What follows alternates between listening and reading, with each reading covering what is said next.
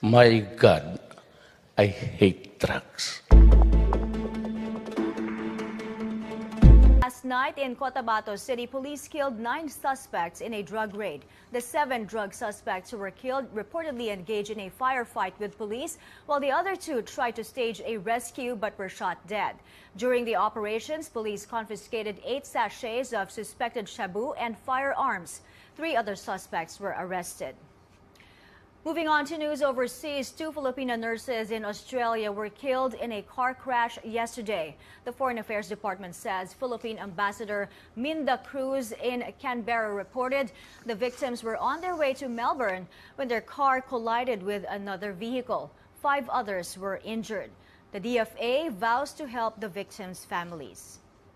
We begin with news on Boracay. The famous island may be closed for more than 6 months. Environment Chief Roy Simatu says in a statement they cannot follow the timetable due to added work of digging up illegal pipelines. Yesterday, Army trainees pulled out 28 of 43 pipelines discovered on the popular White Beach, most of which lead to the sea, carrying water with bacteria from human waste. Boracay Foundation, a group of business owners, insists the pipelines were installed to divert rainwater and are not connected to the sewer system. The foundation also hopes the rehabilitation will be finished earlier. In April, President Duterte ordered the closure of Boracay to tourists for rehabilitation. Netizens are reacting to the news on extending the Boracay closure. Some netizens support it. In Facebook, Jojo Mui says 6 months is really not enough to rehabilitate the island. Yosh Okam agrees. He says this will surely bring back Boracay's grandeur. At least now the government values the environment. But others say otherwise. On Twitter, Moon Del Valle says, naniwala naman kayo dyan sa 6 months na yan. Lumang-luma na yan. Hindi pa ba kayo sanay? And Naldi De Leon says, hindi lang pala sa drug war nasisira ang pangako. More from the regions. Here at home, if you haven't bought school supplies for your kids yet, better do it soon before classes resume. Also, make sure your budget is ready because prices have already gone up. Trisha Tarada checks out the prices in Divisoria. Marisa Binyan travels all the way from Bulacan with her whole family to Divisoria to buy supplies for his son. They've been doing this since her children started school, but this year she noticed some changes in prices. Kahit sa school supplies, mas mataas eh. Kasi syempre yung matitipid sana, may ano pa yun eh. Kunwari bumili ka ng 10 notebook, yung isa sana doon, ano mo na, tumaas, nabawas. Bags, shoes, and uniforms are higher by 10 to 20 pesos, while pencils and notebooks are 1 peso higher. Bawat items piso talaga. Talagang sinabi din sa binibila namin na tumaas talaga ng piso-piso. Hindi rin po namin alam kung bakit tumaas. Ang pinipili din naman po nila mas mura talaga. Kaso mo, hindi natin may bigay ng mababa kung talaga nga mataas ng puhunan. Still, they choose to shop in Divisoria, the go-to place for cheap finds. Kaya sa bibili ka nga sa mall, ganun din naman yung kalidad. Dito makakatipid ka pa. Pupunta ako sa may wholesale eh. Pinaglalaanan ko na po yung mga apo ko para hindi na po sila mahirap mabilan. Bags are sold for as low as 150 pesos, Korean-inspired bags at 250 pesos, while backpacks are priced at 300 pesos. School shoes range from only 250 to 320 pesos. For the rainy days, try these waterproof shoes or boots, also at low prices. Uniform polo and blouses cost much lower here, along with notebooks, pens, crayons, and bond paper. As parents prepare for the school opening in June, vendors advise shop as soon as possible and avoid last-minute shopping as it could get really crowded in Divisoria. Trisha Tarada, CNN Philippines. The Trade Department tells CNN Philippines the peso's depreciation is affecting prices. Prices of notebooks and pad paper also increased due to higher prices in raw materials from China. Filipino talents Aldrich Talonding and James Bukong are once again causing buzz online after Mariah Carey watched and praised their rendition of one of her most iconic songs. Their version of Hero was featured in Glamour magazine's YouTube series. Mariah says she was impressed by the amazing vocals and she loved the twists in their rendition.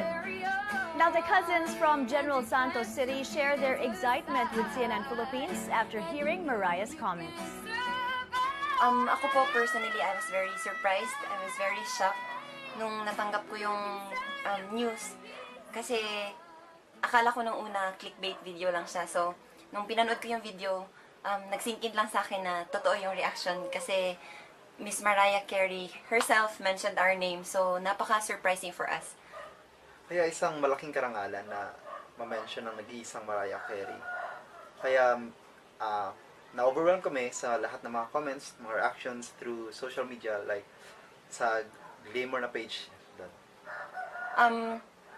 We would also want to thank Glamour Magazine for considering to choose our video na makapag-react si Miss Mariah. And we are so honored, and so it's a great pleasure for us na mapanood ang reaction ni Miss Mariah sa cover namin ng song niya.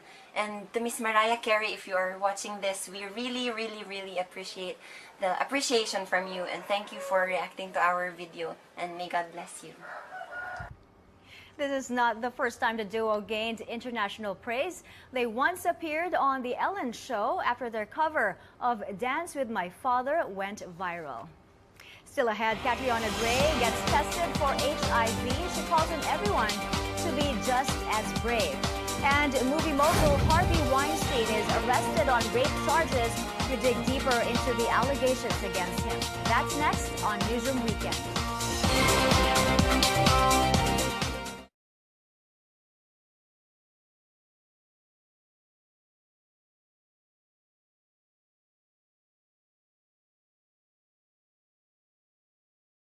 On Facebook Live, good evening po sa inyong lahat. Ayan, abangan nyo po yung advocacy ni Catriona Gray, ang ating Miss Universe Philippines this year. Yung kanyang advocacy to get tested for HIV/AIDS. Report na yan will be from Makoy Popioco. I'd like to say hello to Ramili Jamani Wahid saying good afternoon, CNN watching from London. At si Camilo Belleza Miliandez saying hello, and si Clariza Mabalot Mindo from the UAE. Good evening po sa inyong lahat. Chris Cubilia from KSA and si Nelia San Agustin from Kuwait. Also si Danny Guya from Jeddah KSA. Chris Cubilia, nasabi ko na ba to? Sorry. Si Chris Cubilia from KSA and si Joselito Dayagan Labra. Stay tuned po until the end of the show.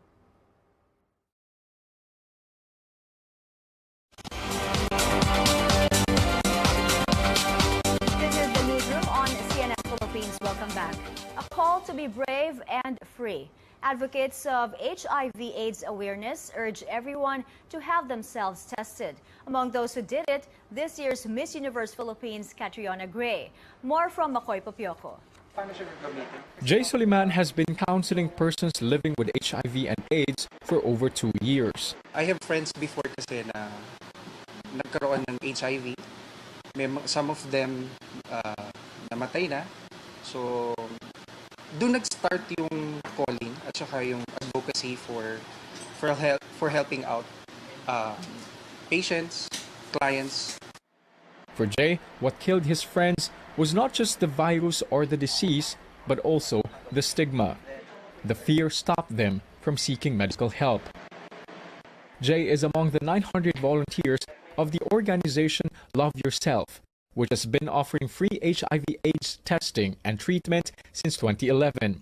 And on Saturday, they staged a nationwide campaign, This Is Me, Brave and Free, a mass testing event in 10 HIV testing centers around the country. And here in Manila, among the first persons who got tested, Miss Universe Philippines 2018 Catriona Gray. It's something I'm very passionate about because a few years back I did have a friend who passed away from HIV. So that's what really pulled me to the cause. After her own HIV test, Catriona spent the entire day volunteering at the center.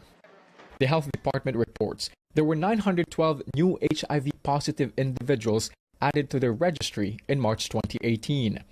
More than half are 25 to 34 years old, while nearly a third of them are young people aged 15 to 24 at the time of testing. Since 2013, the registry has recorded some 40,000 HIV-positive individuals living in the Philippines, Health officials find the numbers alarming, which led them to heighten the campaign against HIV/AIDS, which all starts with getting tested. Don't feel scared. I had my first test today, and it was a very, it wasn't a nervous experience. It was everyone was very friendly. I felt very welcomed in, and I felt safe. But how is testing done? This is the third-gen kit, HIV testing kit. So, ang kailangan lang dito is small amount of blood. Isang patak ng blood, just small amount. This is the pricker, the lancing device. So, ipiprick siya dito, and then pag may lumabas na blood, yung first blood kasi iwa-wipe muna, and then the second blood, ipapatak siya dito. And then, papatakan natin siya ng diluent, 2 to 3 drops of diluent. So, and then we'll wait for 15 to 20 minutes, and then may result na po tayo. Love Yourself HIV Testing Clinic is open from Tuesdays to Saturdays from 11 a.m. to 7 p.m. and on Sundays from 9 a.m. to 2 p.m. All HIV/AIDS testing and treatment are for free. Makoy Pupioko, CNN Philippines.